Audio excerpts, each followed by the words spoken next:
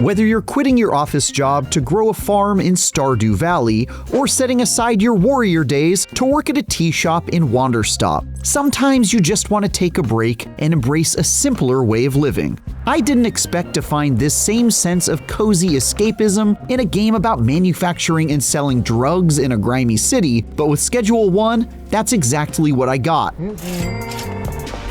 Instead of the GTA-like chaotic romp through the criminal underworld I anticipated, I found myself peacefully packaging homegrown ganja into tiny baggies, building bonds with my local community by handing out free samples, and experimenting with new and novel narcotic recipes while my expanding drug empire flourished. The 40 hours it took me to perfect my dope dealings did have some downers mixed in with the uppers though, as I encountered plenty of bugs and an unfinished endgame as of this early access launch. Both signs Schedule 1 is still getting baked. But I overwhelmingly enjoyed my surprisingly zen time as a friendly neighborhood poison pusher regardless, and can't wait to see how it continues to evolve. This goofy first-person management sim asks you to turn your burgeoning small business of peddling drugs into a massive empire that employs dozens of hardworking chemists, botanists, and dealers. After finding yourself down on your luck in an unfamiliar city, you do the only thing your scoundrel of a main character has ever been good at: slinging that OG kush, of course.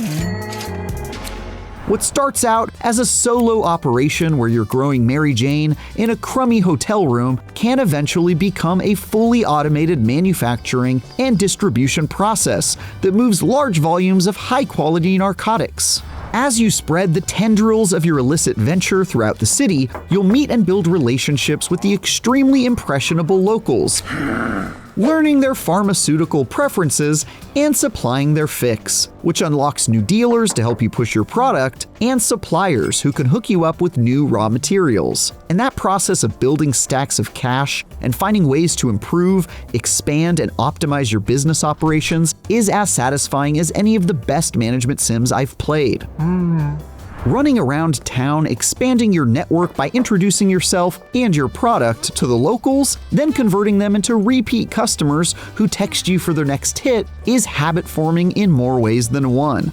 And since you can improve your chances of converting a stranger into an ongoing customer by understanding the high they're looking for and cooking up something to match that preference, you're encouraged to try out daring mixtures back home to see what new flavors you can concoct. Maybe mixing Adderall from the local gas station with crystal meth will result in an energizing product. Or perhaps mixing your fancy purple cannabis with Chex Notes horse semen will be a good idea. He needs some milk! Amusingly, the names of the resulting product variants seem to be randomly generated by mashing two vaguely drug-sounding words together, so you could end up selling a product called Dream Queef or Aspen Smegma. Juvenile humor, I know, but just dumb enough to fit well with Schedule 1's extremely silly vibe.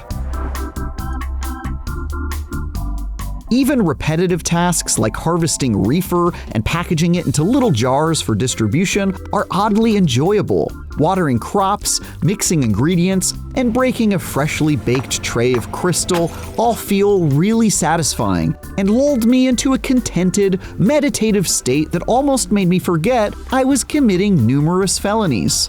Eventually, though, you'll develop the means to automate a lot of this and effectively never have to touch the production pipeline with your own two hands ever again, except to sell those goods, and even that you can mostly offload to your subordinate dealers. This is where Schedule 1 dips its toes into automation found in the likes of Satisfactory, a pivot that replaces the quiet meditation of bagging hemp with becoming an efficiency-obsessed floor manager that appealed to my love of logistics. What's unexpectedly absent from this felonious undertaking is any kind of pushback from law enforcement, who act as a flimsy guardrail to keep you from doing your dealings out in the open more than anything else. They'll set up street barricades that you can simply walk around, or try to arrest you if you deal drugs literally right in front of them, but they are woefully unequipped to actually catch you as they run slowly, won't shoot at you, and give up the chase almost as soon as you disappear around a corner. This seems to be an intentional move to keep things light while maintaining the illusion of your actions having real stakes, but you'll never actually find yourself at risk of exposure. The cops don't bust down the doors of your very obvious drug facilities, even if they see you run away inside them, and there aren't any rival gangs or saboteurs to worry about breaking up your operations. Theoretically, you could buy a gun and decide to go on a rampage around town harassing the cops, but you're given no incentive to do so. And Schedule 1 seems to make you go out of your way to play this way if you want to. In fact, I never even got close to getting myself arrested and never found any use for the baseball bat or revolver I had in my safe house. I kept waiting for things to take a horribly violent turn, but as of now, that doesn't appear to be the focus of Schedule 1, and I'd say it's all the better for it. Instead, you spend your time indoors, harmoniously tending to your garden of hallucinogenic flora and cheerfully skateboarding around town to deliver your goods. And the surreal dichotomy between Schedule 1's subject matter and how tranquil it feels to actually play never stops being hilarious.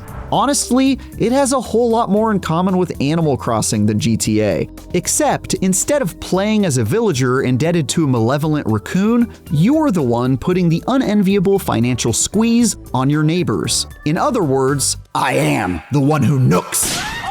You can even make your cozy schemes collaborative by inviting a friend to join you in co-op to help out around town. What's more heartwarming than you and a buddy dealing bricks of cocaine on the streets together?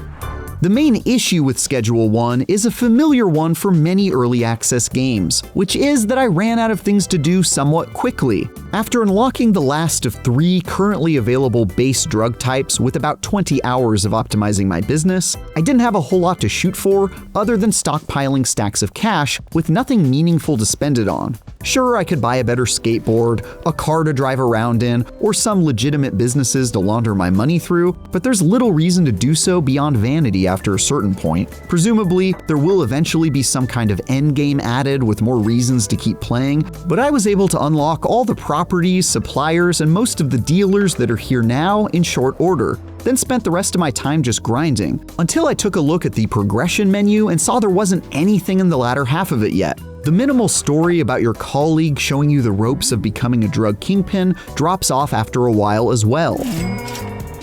In the same early access vein, Schedule 1 also has bugs, performance issues, and some of the other usual jankiness you'd expect, though none of it is particularly egregious. In fact, I'd say this is actually fairly above average compared to the many work-in-progress games I've reviewed. I ran into some frame rate issues and had my dealers bug out and stop selling product until I reset the world twice, but most of these problems were pretty minor and had minimal impact on the glee I felt while pulling off my criminal dealings.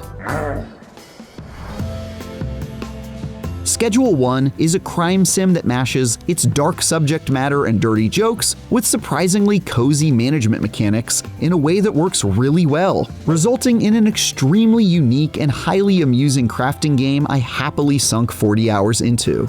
Befriending my neighbors while getting them hooked on addictive substances, grown in an apartment above a Chinese restaurant, is a goofy, satisfying hook, and leveling up my enterprise scratched an automation itch I don't get to scratch often enough. This early access launch inevitably runs out of reasons to keep you playing since it's quite clearly missing the back half of its campaign for now, and it has some bugs that give it a decidedly unpolished feel. But I still had an absolute blast being an absolutely terrible human in the comfiest way possible. For more, check out our recent reviews of Commando's Origins and Blueprints. And for everything else, stick with IGN.